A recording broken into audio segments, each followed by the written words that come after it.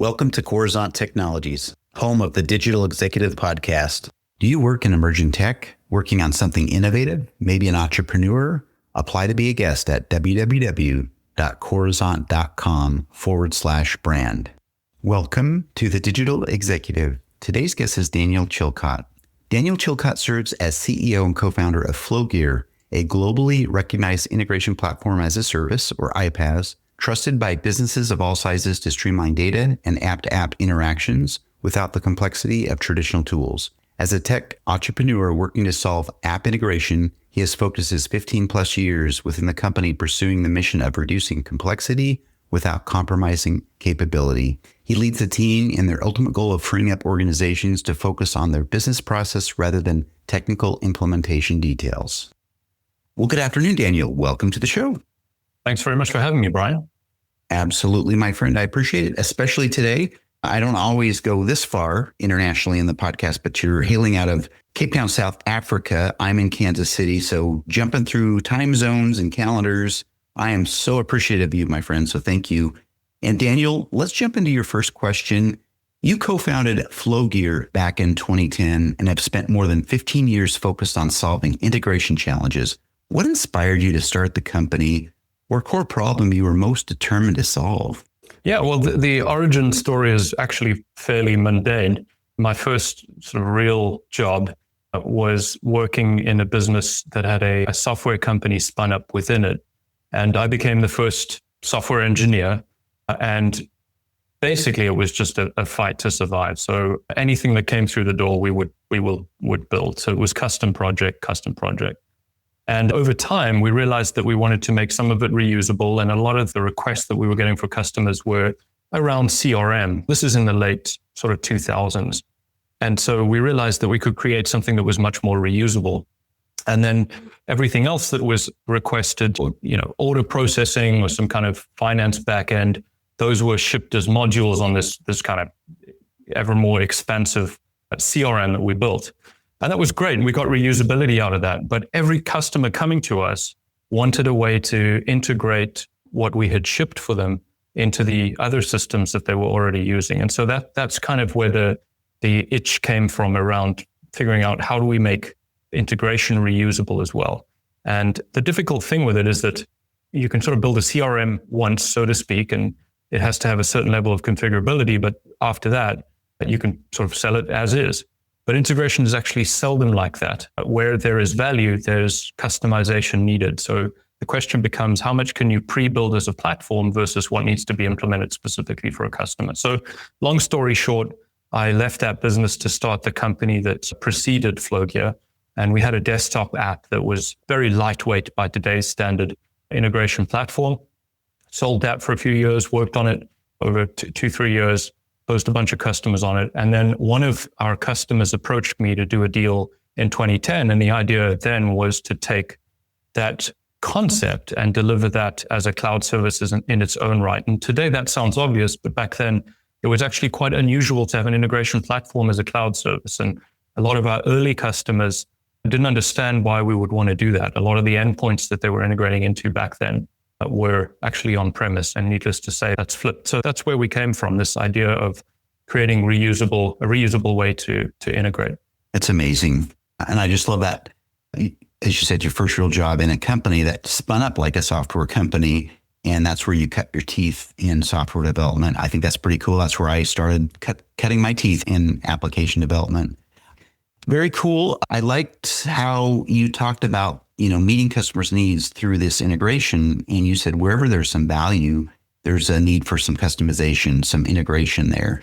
And I do want to highlight that you were in the cloud space early on. And I know that's obvious, as you said, but back then it was really bleeding edge. So thank you for sharing. And Daniel, with your recent launch of new runtime powered by AI Copilot, how is AI transforming the way businesses approach integration and automation? I'm very biased, but from my perspective, everything looks like an integration problem. And to me, one of the most exciting things about AI is its potential to apply it to integration, right? Because it's the custom glue that sits between the apps. And you can use AI to interact with apps, but actually it's probably one of its more powerful expressions is figuring out how to glue the systems together that run your business. So it's completely revolutionized it in short. For us, there's really two ways that it is applied. One is that customers are increasingly building integrations that talk to AI endpoints to make decisions around data or understand intent and, conversations that are being processed through integration, for example. But the other is using AI to actually build integrations from the ground up. And so we started this pretty early on, not long after ChatGPT had made it big. So going back about 3 years now.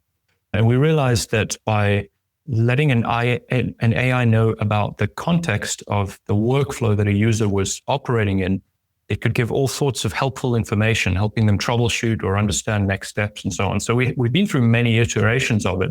But in the latest version of our platform, it's full-blown agentic AI, spin up a workflow from a prompt. And one of the more kind of novel developments around AI is this notion of verifiability, where if you can have a tool that allows it to test its work, in some senses, it can just carry on until the goal has been reached. And so that's what we've applied in our platform. So not only is it able to compose integrations on the fly, but it can actually test the result of those and then kind of course correct if there's a problem. So I think that's very powerful because you don't, as a new user, you don't need to understand our platform's way of thinking about integrations. You don't need to understand even the mechanics of the UI. You don't need to know what connectors are available. You can go from 0 to 1 very quickly by just expressing your requirement in English. And so to kind of circle back to your question, the way that I think this is transforming how businesses approach integration is it makes it much more accessible. You need almost no domain knowledge to be able to create an integration. It's bridged that gap.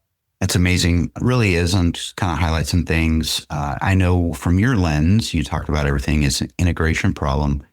And with the advent of AI here and integration, it's completely revolutionized this process.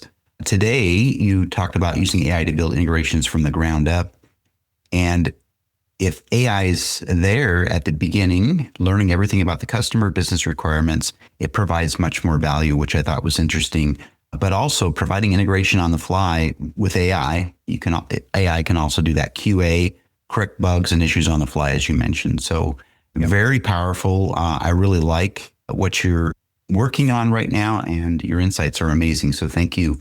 And Daniel, Flowgear was recently named IAMCP ISV Partner of the Year. What does this recognition say about your growth and momentum, especially in the US and global markets? Well, it's a strong validation of where Flowgear is in its growth journey. IAMCP is deeply connected to the Microsoft partner ecosystem. So being named Partner of the Year says that our platform isn't just technically mature, but it's commercially relevant and partner ready too. And I think it also highlights our Microsoft alignment. We are built on Azure and we designed the platform in .NET, so there's good alignment in that respect. But I think also more broadly, I guess as I alluded to earlier, it's also clear that integration is becoming a global priority. And in fact, as AI adoption accelerates, probably more than ever, companies need trusted, auditable ways for their systems to talk to each other. So in some senses, AI has broken down that barrier. You can do it now. The question is, did you do it in a way that is safe? And that's where Flowgear is positioned. And our objective is to get that ease of automation and integration without trading off on security. Thank you so much. I appreciate that. And that's amazing, your recognition with that ISV Partner of the Year award. I think that's awesome. But as you mentioned, it holds some weight to it, right? It means your platform is truly commercial ready. And as you mentioned, integration is becoming the global priority right now. And I talked to a lot of guests on the podcast about this, is where, especially now, where systems need to be more integrated. There's legacy systems and there's just things that it's just not cost effective to completely rip out and replace sometimes. And integration can be very key in helping a business move to that next step. So thank you. And Daniel, as we look to the future, how do you see the future of integration platforms evolving, particularly with AI, automation, and composable architectures? And what role will Flowgear play in this transformation? Yeah, there's a lot of hype around, this idea of software is dead. And I don't really buy into that in the limit. Something can be trivially replaced to a trivial level, but turns out the real work is once it needs to become production ready and deal with an enormous number of permutations. And so software is always going to have value. There'll always be vendors building the same software products that we have today, I think. But the composability is the important part. I think there's huge opportunity to have mini apps that fill gaps in business. So while you might be using your ERP or your CRM or your warehouse management system for 70, 80% of your day-to-day work, there are often cases where there are processes that you need to do that touch those systems, and you don't want to have to move between them. And of course, the answer to that is integration. And there's kind of two ways that you can integrate it. One is that you can have these integrations run on a trigger or a schedule, and certainly we do a lot of that. So these automated backend integrations that you never interact with. But the more exciting thing where we're seeing a lot of growth is this idea of these lightweight apps that you can build really easily that will become this kind of composed front end where taking an action in that app can execute multiple actions on multiple underlying systems. So it's a much more ergonomic way to work based on how your business is set up and the processes that you're trying to work through. And Flowgear has, I think, a big role to play there. To make that more concrete, AI has made it very easy to build front end very quickly, and someone with essentially no technical experience can build that. What's a little harder is figuring out the back end. So I build an app that needs to show a list of things I need to do, maybe orders I need to review before approving them or something to that effect. And I need the data for those orders to come from ERP, but perhaps augmented by some data from CRM where there's certain information that I don't have there. And so Flowgear is a great way to create a backend that can do that safely without compromising on security. But it's a very ergonomic way for someone to work, because previously they would have had to touch two separate apps to perform that process. And so where we're at today is you can be in an IDE and use an extension like Claude or Codex and ask it to build an app. And as it needs to build backend, it actually creates Flowgear workflows on the fly from outside of the Flowgear platform. So the agent understands that it's a backend that is a safe way to connect into the customer system and just builds them on the fly. And in many of these cases, these users don't even need to sign into the platform. But they've obviously got a login to the platform. That's how it's able to compose these workflows, but it's kind of done for them at a distance. So that's kind of one kind of immediate thing that we're already seeing, where suddenly just business folks are just able to stand up this thing that is a huge time saver. It's kind of an ergonomics play, I guess, is a good way to phrase that. But longer term, you have to think about what kind of requests around data or interpretation of data is it hard for someone in a business non-technical role to solve. And it's typically those that require trawling through a large amount of data. And there's maybe two approaches they could take. One is they could pull massive downloads from their ERP, perhaps of inventory, if they want to do some analysis around that, or the warehouse management system, for example. They could pull those down as Excel and then run pivots and whatever else. Many steps, lots of failure points, probably slow to work on large amounts of data. Or they could try and specify that request, route it through to IT, and then those teams are responsible for doing the same thing, but they're doing it by writing a query onto a database and so on. But as soon as you've done that, now you've got multiple parties involved. It's very hard to iterate. And this, I think, is where there's a big unlock around integration and where we're adding support in Flowgear is it is the way to get into those data sources without you having any technical knowledge of how to do that at scale. So instead of pulling those data imports, it can just execute the query that needs to run on that system via its API and pull that data and reshape it. So in the same way that an expert might type a SQL query that's able to pull data from multiple tables and collate it together precisely, Flowgear is almost like the SQL engine that lets you get to all of the different apps. And so in the same way that today I've spoken about how you can build apps that pull data in real time from multiple data sources, and you can kind of just spin up these apps. An extension of that is using Flowgear to build workflows on the fly that can answer a question in a similar way to a programmer would have done, building a SQL statement to query a database.